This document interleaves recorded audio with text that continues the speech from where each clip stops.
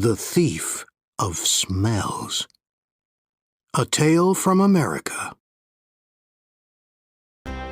There was once a baker who had a shop in a small town in America.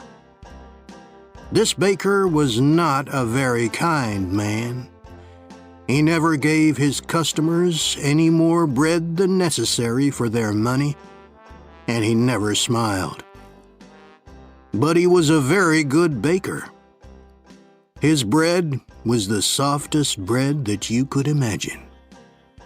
Sometimes, customers paid for their bread and started eating it there in the shop. And his cakes, his cakes were really delicious. People came to his shop from all over town. When they walked down the street, they smelled the baker's wonderful bread and his delicious cakes, and they walked right into his shop. But not everyone came inside.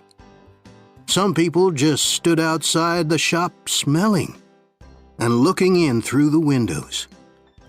The baker didn't like this. Their stomachs are full of the smell of my bread. I'm giving them a free lunch, and I get nothing for my hard work, he said to himself. Perhaps there's some way to put those delicious smells in bottles.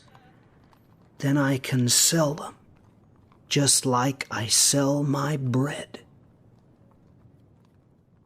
One winter morning, very early, the baker was in his shop, making bread. He wasn't singing happily while he worked. He was complaining to himself about getting up early, about the cold weather, and about anything that came into his head. In the middle of all this, he looked up and saw someone looking in through the window. It was a young man wearing an old coat. He was looking at the baker's bread, and he was hungry. He was smelling the fresh bread and smiling. When the baker saw him, he felt very angry. That thief outside my shop has a stomach full of the smell of my bread. It's a free breakfast. I get nothing for my hard work, while he steals my smells. The man didn't move. He just stood there, closed his eyes, and smelt the fresh bread happily. The baker was really angry now. He walked across the shop, opened the door, and shouted at the man, "Pay me!" Pay you for what? asked the young man in great surprise. For the smells that you've stolen, replied the baker. But I've stolen nothing. I'm only smelling the air. Air is free, said the hungry young man. It's not free when it's full of the smells from my shop, replied the baker. Pay me now, or I'll call the police. When the young man didn't pay, the baker took him by the coat and pulled him through the snow to the judge's house. He knocked on the door. After a long time, the judge opened the door in his nightclothes. He looked at the baker and the hungry young man standing outside in the street. It was 6 o'clock in the morning. What could be so important so early in the day? This man is a thief. He stole the smells from my shop, said the baker.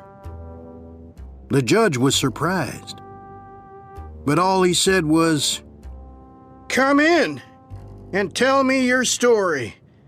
But first, give me time to dress myself."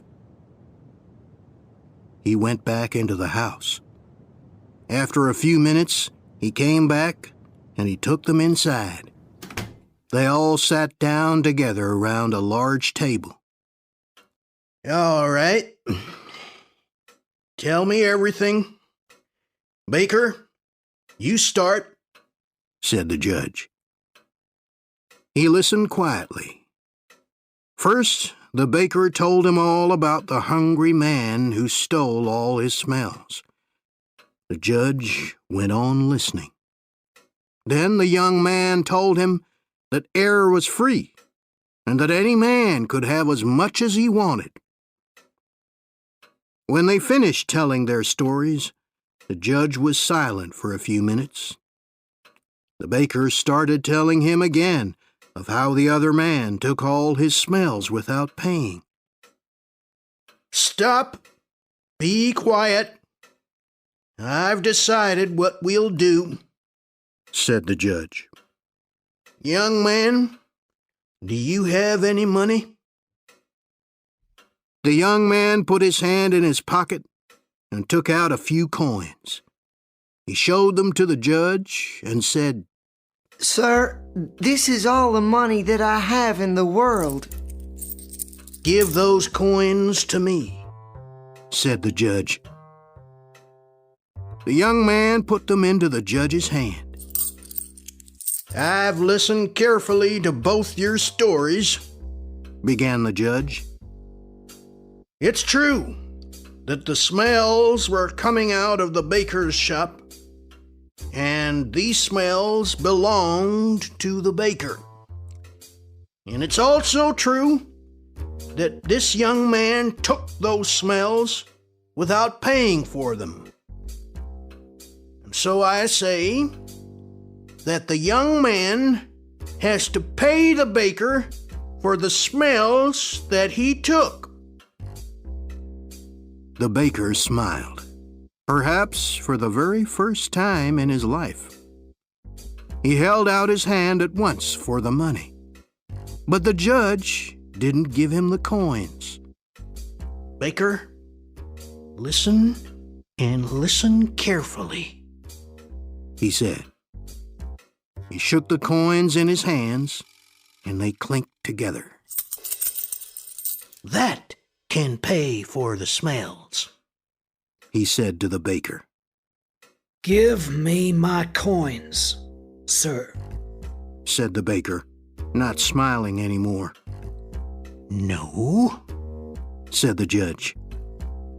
"I've decided that the sound of money is the best way to pay for the smell of bread." And with that, he gave the coins back to the poor young man and told him to go home.